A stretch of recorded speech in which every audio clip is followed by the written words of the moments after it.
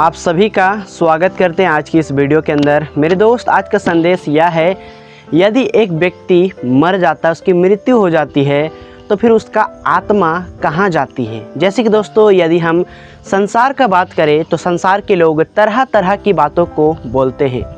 कोई कहता है मरने के बाद उसका फिर से पुनर्जन्म होता है। कोई कहता है यदि उसका कर्म अच्छा रहा है ना तो फिर से इंसान बनता है।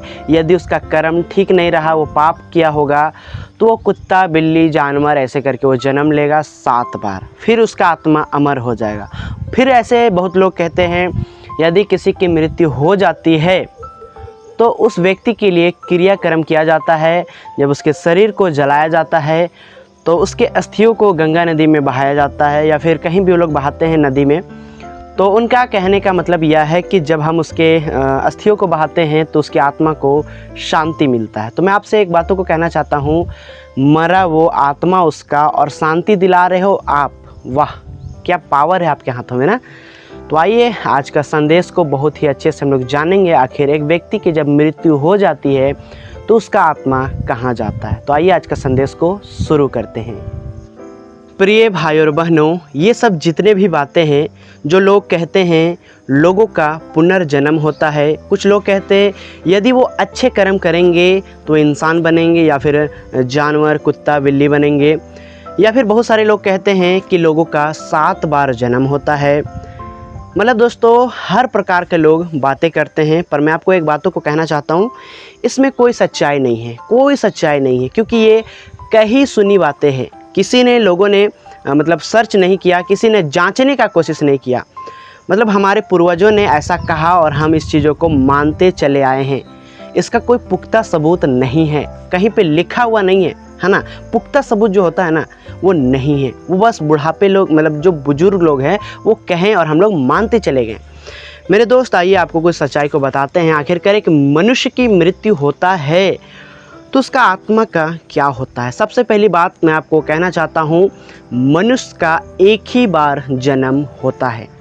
तो आइए एक वचनों को पढ़ते हैं, इब्रानी 9:27।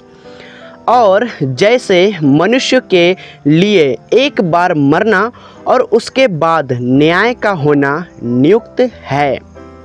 इस वचन से यह साबित होता है, एक व्यक्ति एक बार जन्म लेता है और एक ही बार मरता है, और जिस दिन वो मरता है वो न्याय का होना नियुक्त है। मतलब उसका न्याय तो होकर ही रहेगा। लेकिन बात रहा अब उसका न्याय किस बेसिस पर होगा, मतलब किस मुद्दे पर होगा।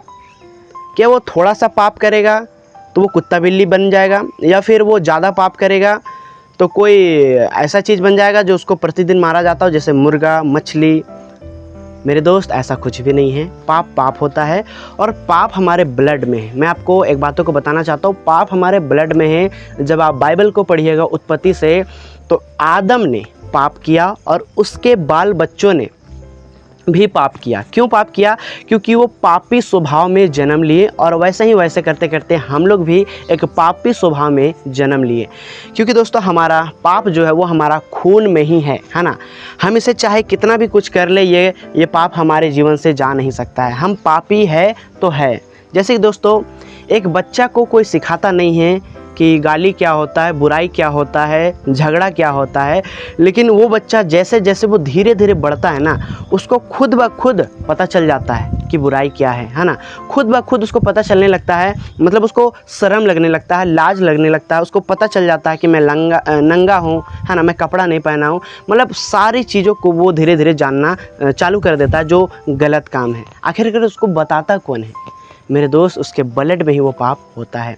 जैसे कि दोस्तों, हम लोग उत्पत्ति में जब पढ़ते हैं क्या बोलते हैं, आदम के विषय में, तो आदम को जब परमेश्वर ने बनाया था ना, तो उसके अंदर कोई पाप नहीं था, कोई पाप नहीं था। लेकिन परमेश्वर ने जब आज्ञा दिया उस अदन की वाटिका में, जैसे ही उस फल को खाया, उसके अंदर पाप आ गया और उसके बाल बच्चों के अंदर भी पाप आ गया। मेरे दोस्त, ऐसा करते करते बहुत साल गुजर गया, लेकिन परमेश्वर ने मनुष्य से प्रेम किया, है ना, उस पर तरस खाया, दया दिखाया।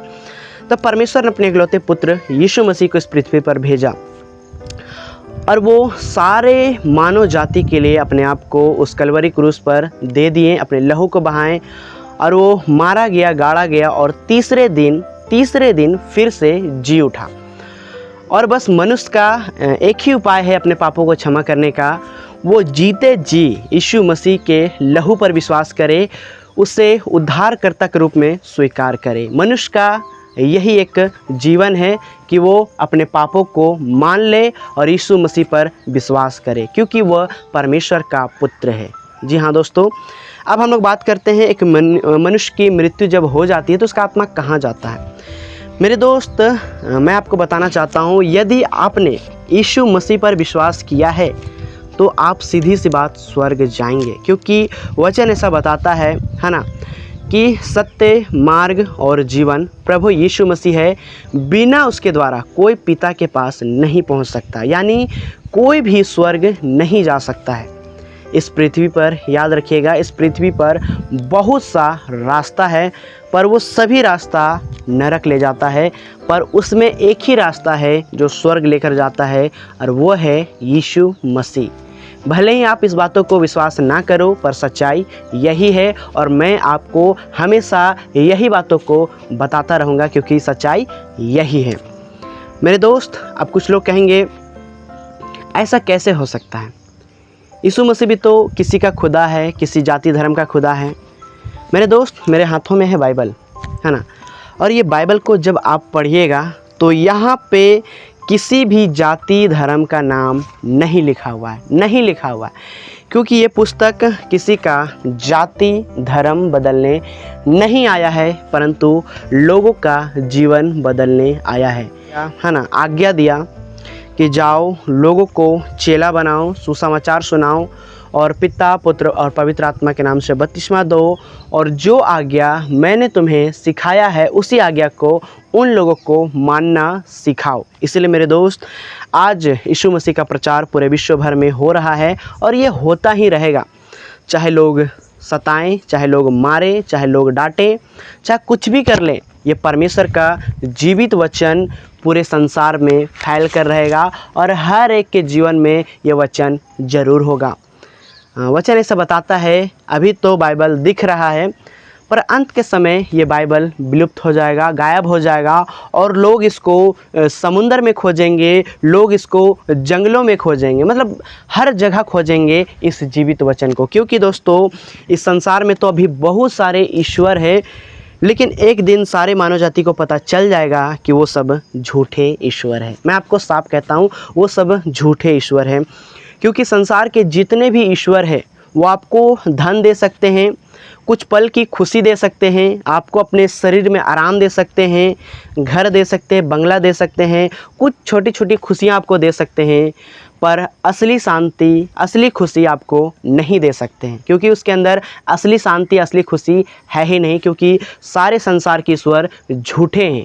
सिर्फ एक ही सच्चा है, वह है यीशु मसीह। क्योंकि यीशु मसीह के जीवन को जब हम देखते हैं तो जन्म से लेकर मृत्यु तक उसने कोई भी पाप नहीं किया, कोई भी पाप नहीं किया। यहाँ तक उन्होंने शादी तक नहीं किया, व्यभिचार तक नहीं किया, ना उसके मुंह से कभी गाली निकला। मेरे दोस्त, यही तो है सच्चा परमेश्वर का असलियत। मेरे दोस्त, सच्चा परमेश्वर वो होता है जिसके अंदर कोई झूठ नहीं पाया जाता है, और यीशु मसीह के अंदर कोई झूठ नहीं पाया गया, और ना ही यीशु मसीह किसी झूठ का साथ देता है। मेरे दोस्त, आपका भलाई इसी में है कि जितना जल्दी हो सके यीशु मसीह पर विश्वास कीजिए, अपने पापों को मान लीजिए, और पिता, पुत्र, पवित्र आत्मा के नाम से बपतिस्मा लीजिए। आपका उद्धार निश्चय है, और आपका आत्मा को मुक्ति मिल जाएगा। लोग कहते हैं ना कि मुक्ति पाने के लिए क्या करें, लोग उसका क्रियाक्रम करते हैं, उसकी अस्थियों को गंगा में बहाते हैं। ये सब करने से कुछ भी लाभ नहीं होगा। वो व्यक्ति को जहाँ जाना है वहीं जाएगा। जो भी करना है हमें जीविते में करना है, मरने के बाद हमें कुछ भी काम नहीं आएगा, या फिर हम कुछ कर सकते हैं। मेरे दोस्त, मरने के बाद सीधा सीधा न्याय होता है। चलिए, आज की वीडियो यहीं तक। उम्मीद करता हूँ आज के संदेश से आपने बहुत कुछ सीखा है, बहुत कुछ समझा है। यदि कुछ बातों को आप नहीं समझ पाए हैं तो कमेंट बॉक्स में ज़रूर बता सकते हैं। चलिए, आज का संदेश यहीं तक। आप सभी को गॉड ब्लेस यू, प्रभु आप सभी को आशीष दे। आमीन।